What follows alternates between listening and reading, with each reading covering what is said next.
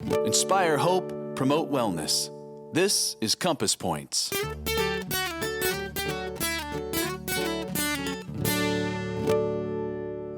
Hi, this is Dr. Paul Tomlinson from Compass Health Network.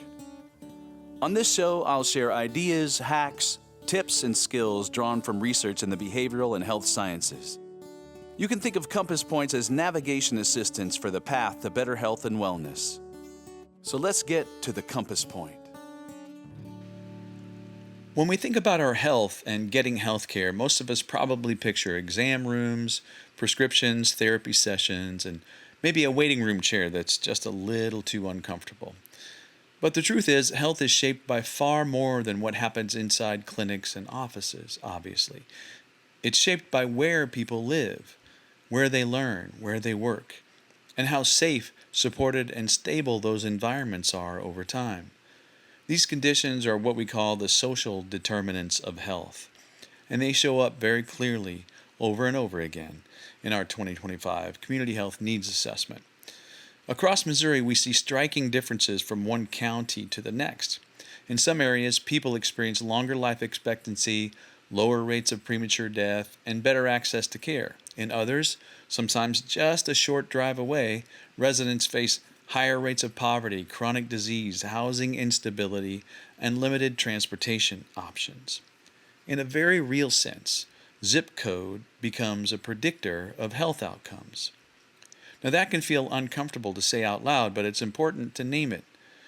Because zip codes don't just represent geography, they reflect opportunity, infrastructure, access to resources, etc. Poverty is one of the most powerful social determinants we see. And it's important to understand that poverty isn't just about income. It's about living without margin, without backup plans, without room for error. Families living paycheck to paycheck experience constant stress. One unexpected bill, one illness, one car repair can trigger a cascade of consequences, and none of them good. That chronic stress affects the brain, the cardiovascular system, and mental health. Over time, it increases the risk for depression, anxiety, substance use, and chronic medical conditions. Education is another key determinant. Higher educational attainment is strongly associated with better health outcomes, not because education magically prevents illness, but because it improves health literacy. It improves employment options, income stability, and the ability to navigate complex systems. Education opens doors that influence health for decades. Food access matters too, of course. Living in a community without affordable, nutritious food options makes it hard to manage both physical and mental health. When healthy choices are not available or are not affordable, people do the best they can with what's around them.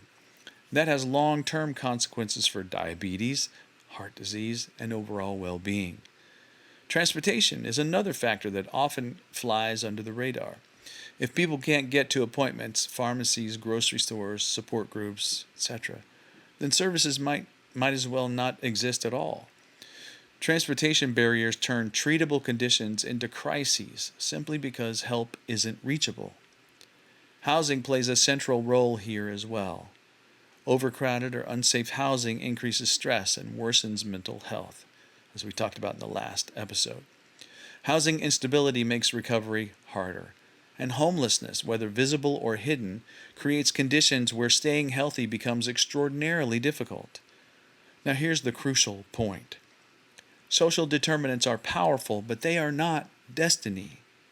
Communities can change health outcomes by changing environments, investing in safe, stable housing, improving walking and biking infrastructure, expanding public transportation, supporting strong schools, bringing integrated health care and behavioral health services closer to where people live, as we are constantly trying to do at Compass Health Network. These changes don't happen overnight, and they don't belong to any one sector alone. But when communities align policy, planning, and services around these determinants of health, health outcomes follow. Healthy communities are built, not merely hoped for. When we design programs and policies with social determinants in mind, we stop treating illness in isolation and start addressing the roots of both wellness and distress. The needs assessment that we just completed and published helps us see these roots more clearly and helps guide where we focus our collective effort next. As we continue this series of Compass Points podcasts, we'll keep unpacking how these underlying conditions shape health and how listening carefully can lead to smarter, more compassionate solutions. Because where you live shouldn't determine how long or how well you live.